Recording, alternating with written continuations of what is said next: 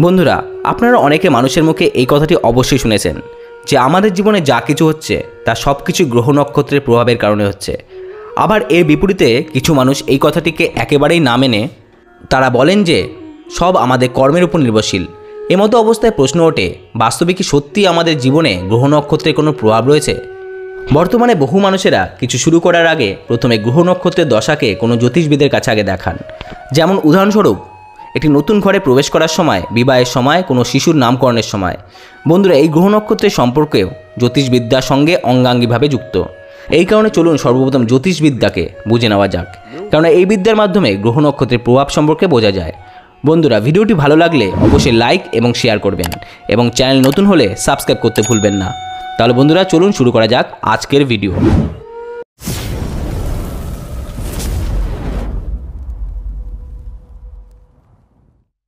বন্ধুরা, এমতো অবস্থায় যদি প্রশ্ন ওঠে জ্যোতিষ কী, তাহলে বলতে হয় জ্যোতিষকে যদি পরিভাষিত করা হয় তবে জ্যোতিষ শাস্ত্র জ্ঞান অর্থাৎ গ্রহ নক্ষত্রের অধ্যয়ন করাকে বোঝানো হয়।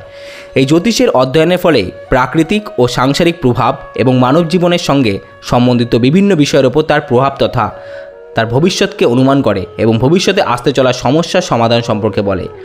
এই বিদ্যার মাধ্যমে মানুষ নিজের জীবনে আসতে চলা দুর্ঘটনা অথবা কঠিন পরিস্থিতি সম্পর্কে আগে থেকেই সাবধান হতে পারে কিংবা সেই কঠিন পরিস্থিতির প্রভাবগুলোকে কম করতে পারে।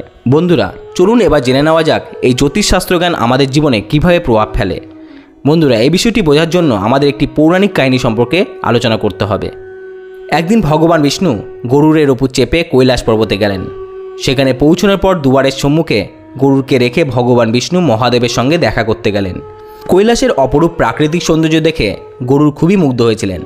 সেই সময় তখন তিনি একটি ছোট্ট পাখি দেখতে পেলেন। ওই ছোট্ট পাখিটি খুবই সুন্দর ছিল। গরু সেই সময় সকল বিচার ভুলে গিয়ে সেই পাখিটির দিকে আকর্ষিত হয়ে দেখতে লাগলেন। সেই সময় তখন সেখানে যমরাজ এসে হাজির হলেন এবং কৈলাস পর্বতের ভেতরে যাওয়ার আগে তিনি আশ্চর্যের সঙ্গে ওই পাখিটির দিকে তাকালেন। তখন গরুর বুঝে গেলেন যে ওই পাখিটির অন্তিম সময় এসেছে এবং কৈলাস পর্বত থেকে ফেরার সময় যমরাজ ওই পাখিটিকে নিজের সঙ্গে করেই যমলোকে নিয়ে যাবেন। গরুরের মনে তখন দয়া উৎপন্ন হলো। এত সুন্দর ছোট্ট একটি পাখিকে সে মরতে দেখতে পারবে না। এই কারণে গরুর সেই পাখিটিকে নিয়ে কৈলাস থেকে 1000 কোষ দূরে একটি জঙ্গলে নিয়ে এসে ছেড়ে দেন। তারপর গরুর আবার কৈলাস পর্বতে ফিরে আসেন। এরপর যখন যমরাজ বাইরে এলেন তখন গরুর নিজের কৌতূহলবশত তার কাছে জিজ্ঞাসা করে নিলেন যে কেন তিনি ওই পাখিটিকে এত আশ্চর্যভাবে দেখছিলেন। তখন যমরাজ গরুরকে বললেন, হে গরুর, আমি যখন ওই পাখিটিকে দেখছিলাম তখন আমি দেখলাম এই পাখিটি কিছুক্ষণ পরেই 1000 কোষ দূরে একটা সাপ দ্বারা মৃত্যুপ্রাপ্ত হবে। আমি তখন এটাই ভাবছিলাম যে ওই ছোট্ট একটি পাখি এত তাড়াতাড়ি এত দূরে কি করে যাবে, কিন্তু এখন যখন সে এখানে নেই তাহলে নিশ্চিত রূপেই সে মারা গেছে। এখন বন্ধুরা, আপনারাই বলুন, গরুরের সিদ্ধান্ত নির্ণয় ভালো ছিল নাকি খারাপ? আসলে বন্ধুরা, নির্ণয় নেওয়ার সময় আমরা সবসময় এটাই আশা করি যে পরিণাম সবসময় আমাদের অনুকূলে থাকবে আর আমরা সফলতা পাব, কিন্তু বাস্তবে সবসময় সফলতা যে আসবেই তার কোনো সম্ভাবনা থাকে না।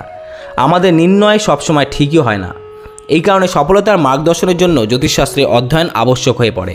জীবনে জ্যোতিষশাস্ত্রের অধ্যয়নের ফলে সফলতার পরিমাণ বৃদ্ধি হতে পারে, যার কারণে একজন ব্যক্তি সফল এবং পরিপূর্ণ হতে পারে। বন্ধুরা, এখানে জ্যোতিষশাস্ত্রের অধ্যয়নের মাধ্যমে আমরা আমাদের অনুমান বা ধারণাকে ভুল করার থেকে অনেকটাই বাঁচাতে পারি। এই কারণে জ্যোতিষশাস্ত্র লাখ লাখ মানুষের কাছে খুবই গুরুত্বপূর্ণ। ঠিক সেরকমই গ্রহের প্রভাবও প্রত্যেকটি প্রাণীর উপর পড়ে, যার ফলে একাধিক মানুষ একাধিক সমস্যার ভুক্তভোগী হয়।